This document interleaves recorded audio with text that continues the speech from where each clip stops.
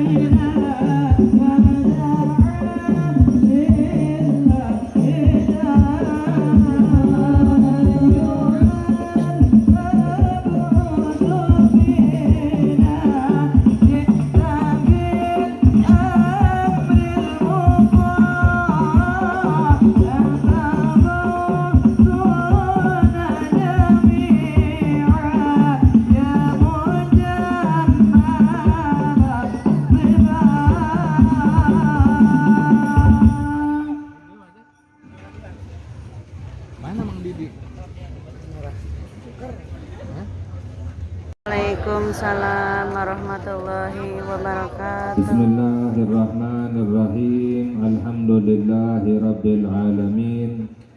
Wassalatu wassalamu ala sayyidina Muhammad miftahi babi rahmatillah adada ma fi ilmillah salatan wa salaman daimaini bidawami mulkillah wa ala alihi wa sahbihi wa man walah. Allahumma la ilma lana illa ma 'allamtana wa la fahma lana illa ma alhamtana innaka antal alimul hakim. Allahumma ahrisna min dhulumatil wahmi wa akrimna binuril fahmi waftah lana abwaba fadlika wa rahmatika wa khazaini ilmika.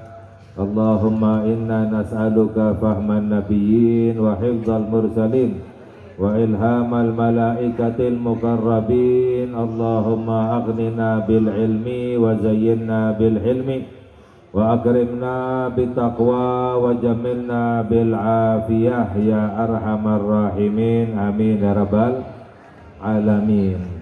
Alhamdulillah. Hadirin hadirat, semoga kita semua mendapatkan keberkahan dari Allah Subhanahu wa ta'ala. Amin ya rabbal alamin. Wabil khusus kepada guru-guru kita, yang mana guru-guru kita para alim ulama adalah penyambung antara kita dengan Nabi kita Nabi Muhammad sallallahu alaihi wasallam, dan Nabi Muhammad sallallahu alaihi wasallam adalah penyambung antara kita dengan Allah Subhanahu wa ta'ala. Apa maknanya?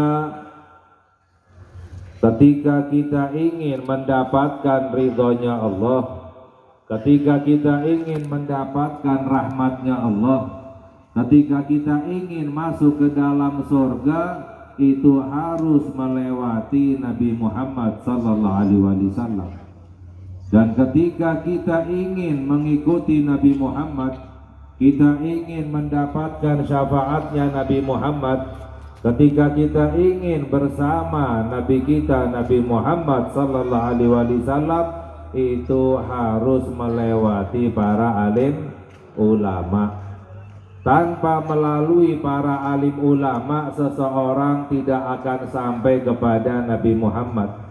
Orang yang tidak sampai kepada Nabi Muhammad sallallahu alaihi wasallam tidak akan sampai kepada Allah Subhanahu wa ta'ala. Kita doakan ya, sering-sering mendoakan guru-guru kita, sering-sering mendoakan para alim ulama. Kalau doa jangan pelit. Ya, sekarang orang doanya aja pelit, apalagi duitnya. Ya, kalau doa itu jangan pelit, sering-sering mendoakan orang lain, khususnya adalah mendoakan para alim ulama, sering-sering mendoakan orang-orang soleh, sering-sering mendoakan orang-orang yang mulia di sisi Allah Subhanahu wa ta'ala. Mengapa? Karena mendoakan para alim ulama, mendoakan para wali, mendoakan orang-orang soleh, kita yang mendoakan justru mendapatkan rahmat dari Allah Subhanahu wa ta'ala. Dalam hadis sabda Nabi kita Nabi Muhammad sallallahu alaihi wasallam, man shalla 'alal maghfuri lahu ghufira lahu. Nabi Muhammad sallallahu alaihi wasallam bersabda, barang siapa yang menyolatkan orang yang diampuni oleh Allah, menyolatkan orang yang mulia, menyolatkan orang yang soleh, itu yang menyolatkan diampuni dosanya oleh Allah Subhanahu wa ta'ala. Nah, kita kan sholat jenazah. Apa sih tujuannya sholat jenazah? Agar jenazahnya diampuni oleh Allah. Ya, apalagi dalam hadis, ketika sholat jenazah sofnya itu sampai 3 sof. Dalam hadis kalau sofnya itu sampai 3 sof, itu dijamin jenazahnya diampuni oleh Allah Subhanahu wa ta'ala. Sampai-sampai para ulama menganjurkan kalau sholat jenazah minimalnya dijadikan sebagai 3 sof, walaupun yang hadir 6 orang, dijadikan 2 orang untuk mendapatkan fadilah daripada sabdanya Nabi kita Nabi Muhammad sallallahu alaihi wasallam. Jadi kita sholat jenazah agar jenazahnya diampuni. Tapi dalam hadis, man shalla 'alal maghfuri lahu ghufira lahu. Barang siapa orang sholat jenazah, jenazahnya itu adalah orang soleh, jenazahnya itu adalah seorang wali, jenazahnya itu adalah seorang ulama yang diampuni dosa-dosanya, yang dibersihkan dari dosa oleh Allah, justru yang menyolatkan dosa-dosanya diampuni oleh Allah Subhanahu wa ta'ala. Ya, makanya kita lihat kalau ada orang ulama meninggal, banyak yang menyolatkan, ya kan? Ya, padahal kalau dipikir-pikir pakai logika, kalau ulama meninggal nggak perlu banyak-banyak yang menyolatkan. Ya, mengapa? Ulama itu udah banyak ibadahnya, ya, udah banyak pahalanya, tinggi derajatnya di sisi Allah Subhanahu wa ta'ala. Seharusnya banyak yang menyolatkan itu kalau yang meninggal adalah preman. Ya, agar apa?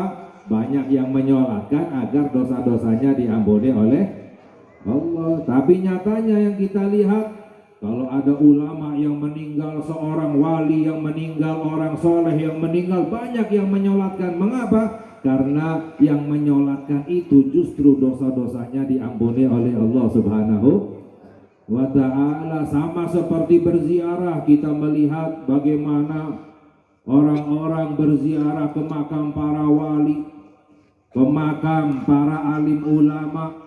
Ya, kita berziarah membaca Yasin, membaca tahlil, membaca tasbih, kita mendoakan. Padahal kalau dipikir-pikir pakai logika, ya, gak usah ziarah ke makam para wali. Namanya orang-orang soleh turun rahmat dari Allah Subhanahu wa ta'ala. Ya, makanya amalan tawasulan itu luar biasa fadilahnya. Mengapa? Karena kita mengirimkan Fatihah, menyebut nama-namanya para wali, para alim ulama, kita mendoakan, kita mendapatkan curahan rahmat dari Allah Subhanahu wa ta'ala. Jadi kita doakan khususnya kepada pendiri Pondok Pesantren Al-Aman, yaitu almarhum al-maghfur lahu Kiai Haji Muhammad Fudholi. Kita doakan semoga beliau ditinggikan derajatnya oleh Allah Subhanahu wa ta'ala, amalan-amalannya diterima oleh Allah Subhanahu wa ta'ala, dan semoga dikumpulkan bersama Nabi kita Nabi Muhammad sallallahu alaihi wasallam. Amin ya rabbal alamin. Dan juga kita doakan guru-guru kita, pimpinan Pondok Pesantren Al-Aman Kiai Haji Mukhtar Fauzi, semoga diberi keberkahan oleh Allah, diberi kemuliaan oleh Allah di dunia maupun di hari akhirat. Al-Ustadz Masmu, dan juga banyak para kiai, para alim ulama yang tidak saya sebutkan satu persatu, namun tidak mengurangi rasa ta'zim Kita doakan semoga guru-guru kita diberi kesehatan oleh Allah, dipanjangkan umurnya oleh Allah. Ya, semoga diberi keberkahan, kemuliaan dunia dan akhirat. Amin ya rabbal alamin ya. Dan juga semoga kita semuanya, keluarga kita, anak-anak kita dikumpulkan bersama para alim ulama di dunia maupun di hari akhirat. Amin ya rabbal alamin. Mengapa? Karena kita ngaji ke guru, kita ngaji ke ustadz, ke kiai, ke ulama, itu manfaatnya kita dapat dunia dan akhirat. Di dunianya kita mendapatkan ilmu, di dunianya kita mendapatkan ilmu ya. Sedangkan orang ingin senang dunia dan akhirat, orang ingin selamat dunia dan akhirat, orang ingin bahagia dunia dan akhirat, itu harus dengan ilmu ya. Dijelaskan oleh Al-Imam Al-Ghazali radhiyallahu ta'ala anhu dalam kitabnya Minhajul Abidin. Jalan yang pertama agar kita mendapatkan ridhonya Allah, agar kita sampai kepada Allah, itu harus dengan ilmu ya. Al-Imam Asy-Syafi'i radhiyallahu ta'ala anhu, beliau berkata, man arada dunya fa'alihi bil ilmi. Barang siapa yang ingin mendapatkan keselamatan dunia, kebahagiaan dunia, maka harus dengan ilmu. Wa man aradal akhirata fa'alihi bil ilmi. Barang siapa yang ingin mendapatkan keselamatan akhirat, kebahagiaan akhirat, harus dengan ilmu. Wa man aradahuma fa'alihi bil ilmi. Barang siapa yang ingin mendapatkan keselamatan, kebahagiaan dunia dan akhirat, maka harus dengan ilmu ya. Kita belajar ke alim ulama, di dunianya kita mendapatkan ilmu yang bisa membuat kita bahagia dunia dan akhirat, dan kita belajar kepada para alim ulama, di akhiratnya kita juga mendapatkan manfaat. Apa itu? Mendapatkan syafaatnya para alim ulama ya. Mengapa? Dalam hadis sabda Nabi kita Nabi Muhammad sallallahu alaihi wasallam, yasfa yaumal qiyamati thalathun. Nabi Muhammad sallallahu alaihi wasallam bersabda, yang bisa memberi syafaat nanti di hari kiamat 3 golongan. Syafaat itu apa? Yang bisa menolong kita, yang bisa memberi syafaat, yang bisa menolong kita nanti di hari kiamat ada 3 golongan ya. Yang pertama adalah al-anbiya, yaitu para nabi ya. Yang kedua adalah al-ulama, yaitu para alim ulama. Yang ketiga adalah asyuhada, yaitu orang-orang syahid ya. Padahal dalam hadis yang lain, orang syahid itu bisa menolong 70 keluarganya yang harusnya masuk ke dalam api neraka. Jadi seharusnya 70 orang dari keluarganya masuk ke dalam api neraka bisa ditolong oleh orang syahid. Padahal di atas tingkatannya orang syahid adalah para alim ulama. Di atas para alim ulama adalah para nabi, pemimpin para nabi, yaitu Nabi kita Nabi Muhammad sallallahu alaihi wasallam. Ini maksudnya adalah setelah padang mahsyar ya, setelah dari padang mahsyar ya. Kalau di padang mahsyar itu tidak ada yang bisa memberi syafaat, tidak ada yang bisa menolong kita kecuali hanya satu orang, yaitu Nabi kita Nabi Muhammad sallallahu alaihi wasallam. Kalau di padang mahsyar ya, tempat mahsyar, tempat perkumpulan, ketika dibangkitkan kita dikumpulkan di mahsyar, itu di mahsyar tidak ada yang bisa memberi pertolongan kecuali hanya satu orang, yaitu Nabi Muhammad sallallahu alaihi wasallam ya. Makanya dalam hadis yang sahih Imam Bukhari ya, Imam Bukhari atau Muslim ya, itu diriwayatkan bahwa Nabi Muhammad sallallahu alaihi wasallam bersabda bahwa idza kana yaumal qiyamati majan nasu ba'dhum ala ba'dhin. Nanti di hari kiamat di mahsyar orang semuanya dalam keadaan goncang semuanya. Bayangin, orang dari awal zaman sampai hari kiamat dikumpulkan di satu tempat. ya, dalam keadaan kelaparan, kehausan, kepanasan, ketakutan, berdesak-desakan, semua orang dikumpulkan di mahsyar, sehingga fayatuna Adam, orang-orang akan mendatangi Nabi Adam. Di mahsyar orang-orang akan mendatangi Nabi Adam alaihissalam. Fayaqulun isfa' li dzurriyyatik, orang-orang akan berkata, wahai Nabi Adam, tolonglah keturunanmu, tolonglah kami manusia ini. Di mahsyar, nah, Nabi Adam alaihissalam menjawab, lastulaha, saya nggak bisa, kata Nabi Adam. Ya, ini Nabi Adam alaihissalam, bukan saya yang diizinkan untuk memberi syafaat pertolongan. Akhirnya Nabi Adam berkata, walakin alaikum bi Ibrahim fa innahu khalilullah. Nabi Adam berkata, coba kamu cari Nabi Ibrahim, beliau adalah khalilullah, julukannya kekasih Allah subhanahu wa ta'ala. Istilahnya kalau bahasa kita, barangkali Nabi Ibrahim bisa memberi syafaat pertolongan. Aku nggak bisa, bukan saya yang diizinkan. Nyari lagi Nabi Ibrahim. No, ini nyarinya nggak gampang.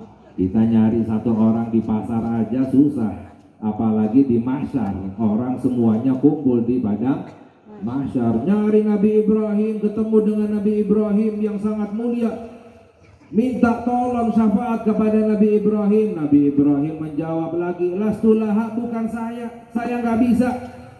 Ya, walakin alaikum bi Musa, coba kamu cari Nabi Musa, kata Nabi Ibrahim. Fa innahu kalimullah, beliau julukannya kalimullah, yang pernah diajak bicara langsung oleh Allah subhanahu wa ta'ala. Beliau orang mulia, barangkali bisa ngasih syafaat. Nyari lagi Nabi Musa, minta tolong. Ini orang semuanya dalam keadaan ketakutan, ya, gelisah, mau cari syafaat pertolongan. Datang kepada Nabi Musa, minta lagi syafaat kepada Nabi Musa. Nabi Musa menjawab lagi, lastulaha, bukan saya, kata Nabi Musa, saya nggak bisa. Ini padahal Nabi Musa Nabi yang sangat mulia, ya, saya nggak bisa, kata Nabi Musa alaihissalam. Walakin alaikum bi Isa, coba kamu cari Nabi Isa. Fa innahu ruhullahi wa kalimatuhu, beliau Nabi Isa itu adalah rohnya Allah. Maknanya dilahirkan tanpa melalui ayah, langsung ditiupkan roh oleh Allah subhanahu wa ta'ala. Wa kalimatuhu, dan perintahnya Allah, dilahirkan tanpa melalui ayah, langsung dengan perintahnya Allah subhanahu wa ta'ala. Barangkali Nabi Isa bisa memberi syafaat, beliau Nabi yang mulia. Datang lagi kepada Nabi Isa, minta syafaat pertolongan. Nabi Isa menjawab lagi, lastulaha, saya nggak bisa, bukan saya nggak bisa memberi syafaat. Ya, akhirnya Nabi Isa berkata, walakin alaikum bi Muhammad, coba kamu cari Nabi Muhammad. Fa innahu habibullah, beliau adalah hamba yang paling dicinta oleh Allah subhanahu wa ta'ala. Akhirnya orang-orang datang kepada Nabi Muhammad sallallahu alaihi wasallam minta syafaat. Nabi Muhammad menjawab, ana laha, saya yang diizinkan untuk memberi syafaat. Hanya satu orang, Nabi Muhammad sallallahu alaihi wasallam, saya yang memberi syafaat. Akhirnya Nabi Muhammad sujud kepada Allah, minta izin. Allah subhanahu wa ta'ala menjawab, irfa' ra'sak, angkatlah kepalamu wahai Nabi Muhammad, sal tu'tahu, mintalah permintaanmu akan diberi, wasfa'tu syafa', berilah syafaat pertolongan, kamu diizinkan untuk memberi syafaat. Jadi di mahsyar itu yang bisa menolong kita hanya satu orang, yaitu Nabi kita Nabi Muhammad sallallahu alaihi wasallam. Makanya banyak-banyak sholawat. Dalam hadis, ahabbun nas ilayya wa agrabakum minni majlisan yaumal qiyamah aktsarukum alayya shalah. Orang yang paling saya cintai dan orang yang paling dekat denganku nanti di hari kiamat, yang paling banyak bersalawat kepadaku. Allahumma salli wa sallim ala sayyidina Muhammad wa ala ali sayyidina Muhammad. Ya, Dan juga jangan tinggalkan doa setelah azan. Jangan tinggalkan doa setelah azan. Barang siapa yang ingin mendapatkan syafaatnya Nabi Muhammad sallallahu alaihi wasallam, jangan tinggalkan doa azan. Ya, doa azan itu apa? Doa azan itu mulia. Doa azan itu fadilahnya sangat besar. Mengapa? Karena doa azan itu kita mendoakan Nabi Muhammad. Tadi kita dengar mendoakan para wali saja, kita yang mendapatkan rahmatnya, dosa kita yang diampuni oleh Allah. Mendoakan para alim ulama, orang-orang soleh, kita yang mendapatkan rahmat. Apalagi kita mendoakan Nabi kita, Nabi Muhammad sallallahu alaihi wasallam. Doa setelah azan itu mulia karena kita mendoakan Nabi Muhammad, bukan mendoakan diri kita, bukan mendoakan orang tua kita, anak kita, keluarga kita, tapi mendoakan Nabi Muhammad sallallahu alaihi wasallam. Ya, Allahumma rabb hadhihi da'watin tamah wa salatin ati sayyidana Muhammadanil wal fadilah wa syarafa wa darajatal aliyatar rafi'a wab'athul maqamal mahmudal ladzi wa'atahu innaka la tukhliful mi'at. Tahu artinya enggak kira-kira? Enggak. Ya, santriwati ada yang tahu artinya enggak? Kalau yang tahu artinya nanti akan dapat HP baru Android. Nanti minta sama panitia ya. Ya, apa artinya? Allahumma rabba hadhihi da'wati tamma, ya Allah pemilik seruan yang sempurna ini, ati sayyidana Muhammadanil wasilah, ya Allah berikanlah kepada Nabi Muhammad wasilah. Ati sayyidana Muhammadanil wasilah artinya ya Allah berikanlah kepada Nabi Muhammad wasilah. Apa itu wasilah? Wasilah itu adalah a'la darajah fil jannah. Wasilah itu adalah tingkatan sorga yang paling tinggi. Tingkatan surga yang paling tinggi itu namanya wasilah. Padahal Nabi Muhammad jelas tingkatan surganya yang paling tinggi. Mengapa kita mendoakan? Jelas beliau pasti paling tinggi. Karena dalam hadis man sa'ala lil wasilata halat lahu syafa'ah. Barang siapa yang berdoa untukku wasilah, maka dia akan mendapatkan syafaatku, kata Nabi Muhammad. Jadi kita mendoakan Nabi Muhammad agar diberi wasilah, bukan berarti kita ini istilahnya minta agar Nabi Muhammad dapat wasilah. Jelas Nabi Muhammad pasti mendapatkan wasilah tingkatan yang paling tinggi di surga, tapi kita mendoakan agar kitanya yang mendoakan mendapatkan syafaatnya Nabi kita Nabi Muhammad.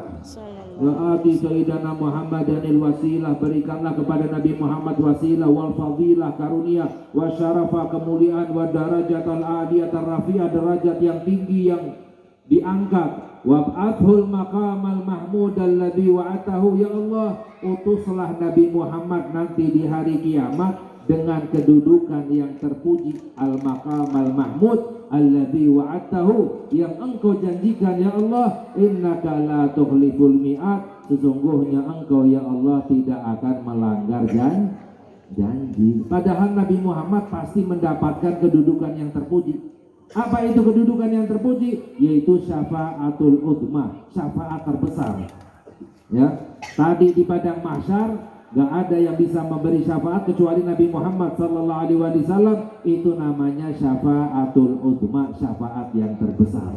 Hanya berlaku untuk satu orang, yaitu berlaku hanya untuk Nabi kita Nabi Muhammad sallallahu alaihi wasallam. Ya, dalam Al-Qur'an, wa minal laili fatahajjat bihi nafilatan laka asa ayyab'atsaka rabbuka maqamam mahmuda. Ya, Allah berfirman di dalam Al-Qur'an, di waktu malam bertahajudlah kamu wahai Nabi Muhammad sebagai tambahan ibadah untukmu, asa, mudah-mudahan.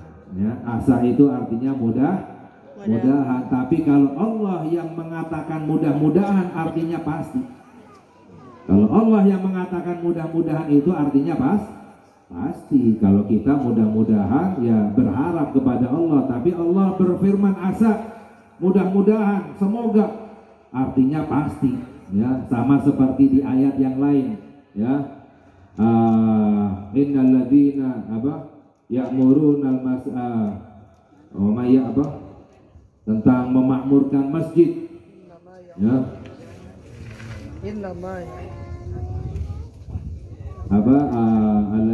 Yang ulaika alladzina yu'minuna billahi wal yawmil akhir wa aqama sholata wa atata wa lam yakhsha illallah fa asa ulaika ayyakunu minal muhtadin, ya, dalam Al-Qur'an, ya.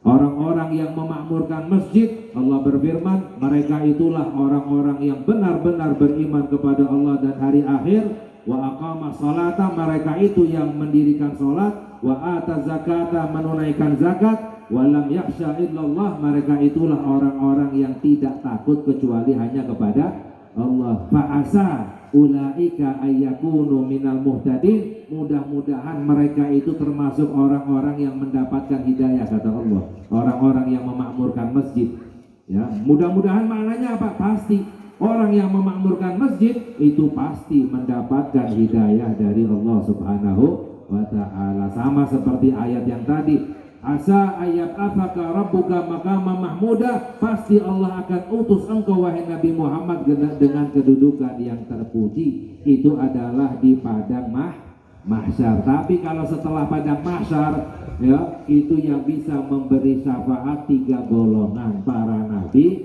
para alim ulama, dan orang-orang syahid, ya. Jadi semoga kita semuanya mendapatkan syafaatnya guru-guru kita, yang mendapatkan syafaatnya Nabi kita Nabi Muhammad sallallahu alaihi wasallam. Amin ya rabbal alamin, ya. Dan alhamdulillah hadirin hadirat yang dirahmati oleh Allah, kita bermanfaat. Jadi ilmu ada yang manfaat, ada yang tidak manfaat, ya. Jadi kita mohon kepada Allah agar ilmu yang kita dapatkan manfaat dunia dan akhirat, ya. Bagaimana? Yang pertama adalah ilmu itu sangat penting, ya. Ilmu agama khususnya itu sangat penting. Al-Imam Al-Ghazali radhiyallahu ta'ala anhu, beliau berkata bahwa orang yang ingin mendapatkan kemuliaan, kebahagiaan dunia dan akhirat itu harus punya 4 perkara. Harus punya 4 perkara. Yang pertama harus punya ilmu. Harus punya ilmu, karena orang nggak punya ilmu ibaratnya seperti orang buta, ya, nggak tahu mana jalan, ingin masuk ke dalam surga, tapi karena buta akhirnya nyasarnya kemana? Masuk ke dalam api neraka. Naudzubillah min dzalik. Jadi harus dengan ilmu, ya. Yang penting adalah berusaha menuntut ilmu, minimalnya adalah cinta dengan ilmu.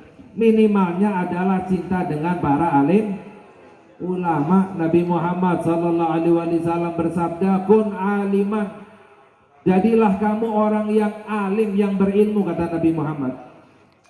Au muta'alliman, kalau nggak bisa jadi orang alim, muta'alliman, orang yang belajar ilmu.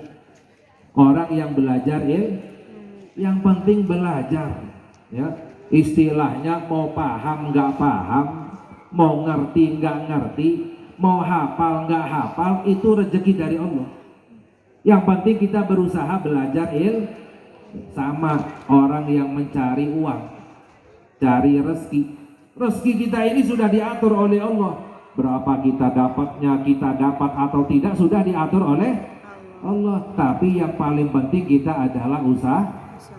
Yang penting berusaha. Orang yang nggak berusaha mencari rezeki, itu yang diharamkan. Haram hukumnya. Orang punya tanggung jawab, punya keluarga, punya anak, nggak usaha, itu dapat dosa. Tapi kalau seandainya usaha belum dapat juga, dimaafkan oleh Allah, nggak dosa. Mengapa? Karena sudah usaha. Jadi yang paling penting itu adalah usaha. Dapat uang atau tidak, itu sudah diatur oleh Allah Subhanahu wa ta'ala. Sama dengan ilmu. Yang penting belajar, dapat atau tidak itu sudah rezekinya Allah, sudah diatur oleh Allah. Makanya Nabi Muhammad bersabda, jadilah orang alim, kalau nggak bisa muta'aliman, orang yang belajar. Al-mustami'an, belajar nggak bisa, al-mustami'an, mendengar. Ya, minimalnya adalah mendengarkan ilmu. Gak bisa juga mendengar au muhibban atau cinta kepada ilmu, cinta kepada para alim ulama. Wala takun khamisan, kata Nabi Muhammad sallallahu alaihi wasallam, jangan kamu menjadi yang kelima. Siapa itu yang kelima? Mubghidhan, benci ulama, benci ilmu, benci majlis, gak suka, ya. Ini jangan, kata Nabi Muhammad, fatahlik, kamu akan celaka dunia dan akhirat. Naudzubillah min dzalik. Jadi yang pertama, orang ingin mendapatkan kebahagiaan dunia dan akhirat, yang pertama ilmu, yang kedua adalah amal. Yang kedua adalah harus beramal, ya. Ilmu kalau nggak diamalkan seperti pohon tanpa buah. Al ilmu bila amalin kasajaratin bila tamar, ya. Orang ada, misalnya ada satu orang bangga, oh saya di rumah saya ada 10 pohon duren misalnya, bangga, tapi nggak ada satupun yang berbuah, ngapain, percuma. Orang banyak ilmunya nggak diamalkan, ya percuma, nggak manfaat, ya. Tapi Al-Imam Al-Ghazali radhiyallahu ta'ala anhu, beliau berkata bahwa ilmu itu lebih mulia daripada amal. Ilmu itu lebih mulia daripada amal. Sama ilmu itu pohonnya, amal itu adalah buahnya. Kira-kira mulia mana, pohon atau buah? Buah atau pohon yang lebih mulia? Pohon atau buah? Masa buah sih? Ya, kata Imam Ghazali pohon kok, ya. Ya, pohon lebih mulia daripada ya, kalau nggak ada pohon nggak ada buah, ya kan? Buah itu dari pohon, pohon itu lebih mulia daripada ya, buah itu hasil dari pohon, ya. Jadi pohon itu lebih mulia daripada buah. Jadi yang lebih mulia mana, pohon atau buah? Nah, baru benar, ya. Ini kata Imam Ghazali soalnya, bukan kata saya, ya. Jadi pohon itu lebih mulia daripada buah, ilmu itu lebih mulia daripada amal. Ilmu itu lebih mulia daripada amal, tapi ilmu nggak ada manfaatnya kalau tidak diamalkan. Sama seperti pohon lebih mulia dari buah, pohon nggak ada manfaatnya kalau tidak ada buahnya, ya. Jadi yang kedua harus diamalkan, ya, beramal. Lalu yang ketiga adalah al-ikhlas, ya. Yang ketiga adalah ikhlas, ya. Orang banyak ilmunya, banyak amalannya, tapi nggak ikhlas, ya percuma, ya, nggak diterima oleh Allah Subhanahu wa ta'ala. Karena ilmu itu adalah ibadah, ilmu itu adalah ibadah. Jadi harus ikhlas. Ibadah itu harus kalau kerja selain ibadah nggak harus ikhlas, silahkan.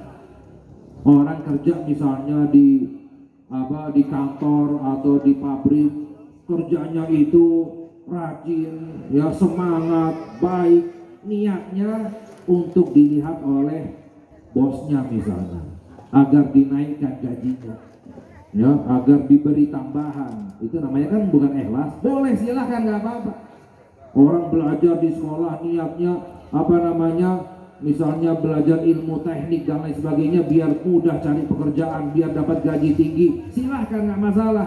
Tapi kalau masalah ibadah itu dilarang niat selain ikhlas. Wajib harus ikhlas, niatnya hanya karena Allah Subhanahu wa ta'ala. Ilmu itu adalah ibadah, bahkan ilmu itu lebih ibadah yang paling afdal.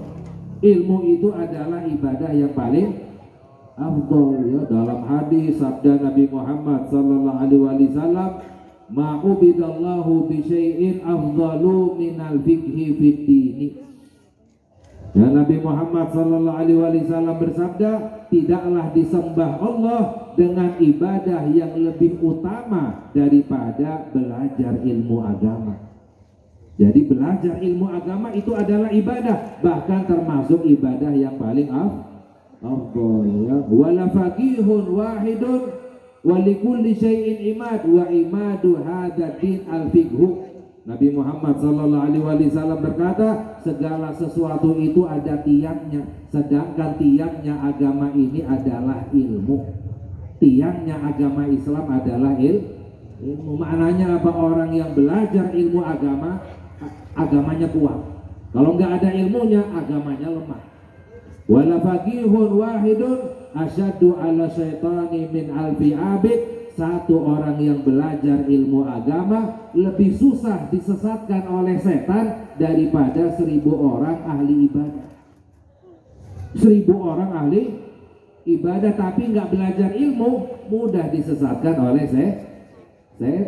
Ya. Satu orang yang belajar ilmu agama susah disesatkan oleh setan. Ya. Makanya pernah diceritakan dalam manakibnya Syekh Abdul Qadir Al-Jailani, ya, qaddasallahu sirrahu, yang mungkin sering kita baca bagaimana ceritanya bahwa Syekh Abdul Qadir Al-Jailani qaddasallahu sirrahu ketika beliau sedang berjalan malam-malam, tiba-tiba ada sinar yang begitu besar, begitu terang, cahaya yang begitu besar, begitu terang.